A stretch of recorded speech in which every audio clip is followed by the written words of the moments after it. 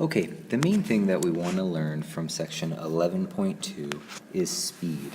We'll see at the end that we also talk about velocity, which is essentially speed plus a direction. Okay, the first thing that we need to understand about speed is in order to find average speed, we take a total time and divide it by a total distance. This idea or this formula is represented in the following way. V, symbolizing speed, equals distance over time. We need to understand that this D is total distance and this time is total time. So let's take a look at the question. 35 kilometers in 0.4 hours and 53 kilometers in 0.6 hours. We see this from the following equation. Total time, 35 kilometers plus 53 kilometers. Total time, 0.4 hours plus 0.6 hours. Now, when we do the math, we see that 35 plus 53 equals 88 kilometers. Also, it's easy to see that 0.4 plus 0.6 equals 1 hour.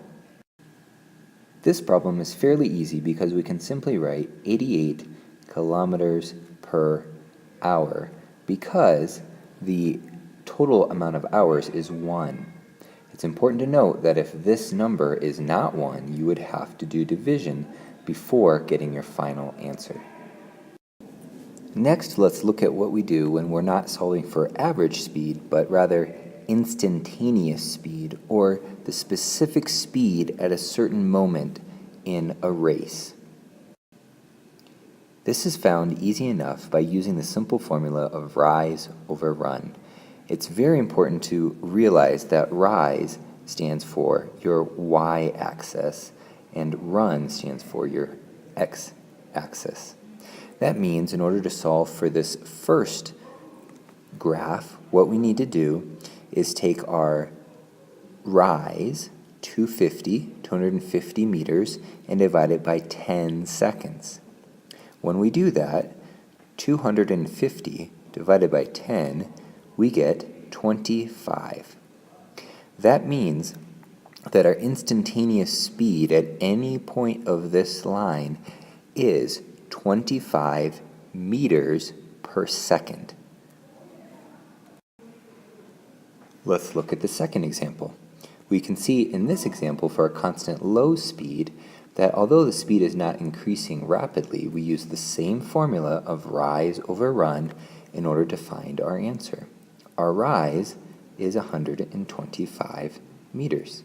Our run is 10 seconds.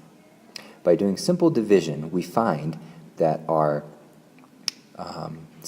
instantaneous speed is 12.5 meters per second. It's important to notice that no matter where we draw our triangle, the rise over run will equal the exact same number. So if we draw a very large triangle or a very small triangle, the math will come out to have the same exact answer. Now, what if we have two different speeds? In other words, a car begins going at this speed, slows down and almost stops, and then continues at this speed as our graph indicates.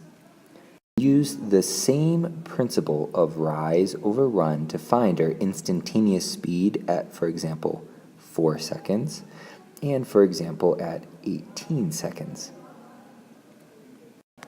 We can see for the first portion of this graph, if we want to calculate the speed here, what we need to do is divide the rise, 100, by 4. Doing this will give us the answer of 25 meters per second. However, if we want to calculate the speed at this specific moment in time, we will use these figures. 150 divided by 4 seconds equals 37.5 meters per second. That means that the instantaneous speed at this particular moment in time is 25 meters per second, but because the speed of the car has changed, the instantaneous speed at this particular moment in time is 37.5.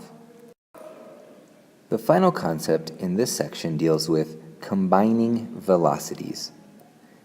It's easy enough to understand this concept when we add the current of the river, 5 kilometers, as well as the velocity of the boat. Remember, we say velocity because not only do we have speed, but we also have direction, that the boat is going in this direction.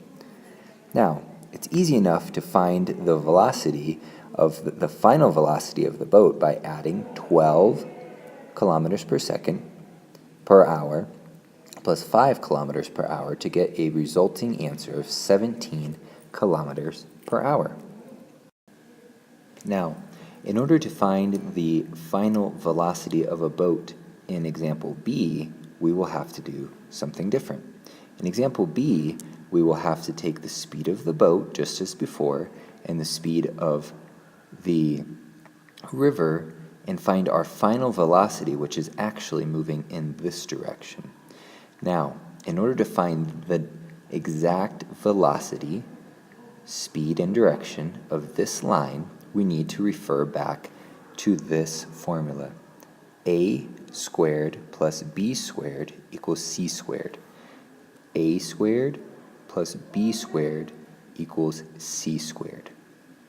Another way to look at that is that C is equal to the square root of A squared plus B squared. Let's do the math.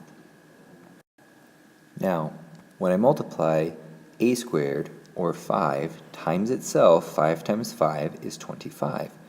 Also, 12 times 12, or B squared, is 144. Now we add those two amounts together, and we get the square root of 169.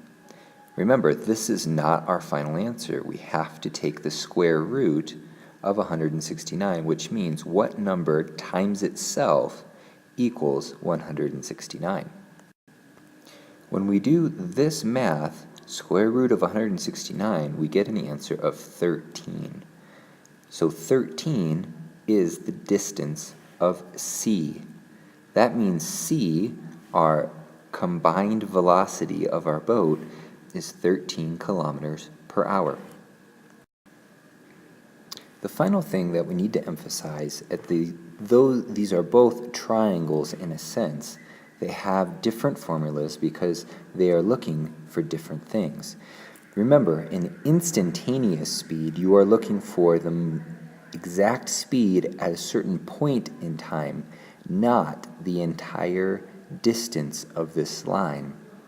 On the other hand, in this equation, we are looking for the total distance of this line, which is why we use this formula, not this formula.